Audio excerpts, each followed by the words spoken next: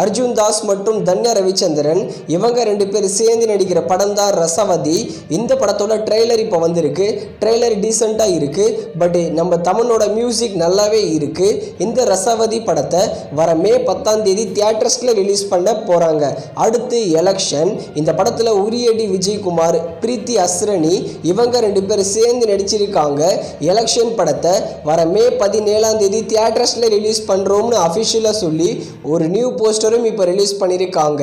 அடுத்து கல்கி மகாநதி டைரக்ஷன் பண்ண நாகா அஸ்வின் டைரக்ஷனில் நம்ம பிரபாஸ், அமிதாப் பச்சன், கமல்ஹாசன் இவங்கெல்லாம் சேர்ந்து நடிக்கிற படம் கல்கி படத்தை வர ஜூன் 27ஆம் தேதி தியேட்டர்ஸில் ரிலீஸ் பண்ணுறோம்னு அஃபிஷியலாக சொல்லி ஒரு நியூ போஸ்டரும் லான்ச் பண்ணியிருக்காங்க.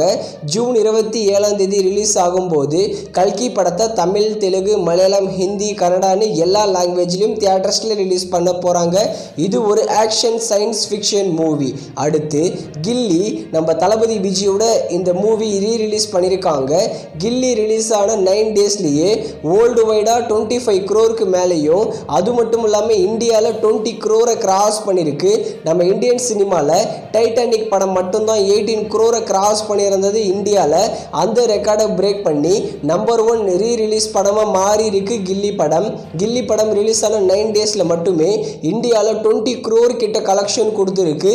இது ஒரு இண்டஸ்ட்ரி ஹிட் மூவி. அடுத்து ஆவேஷம். இந்த படத்தில் நம்ம ஃபஹத் ஃபாசில் தான் ஹீரோவாக நடிச்சிருக்காரு.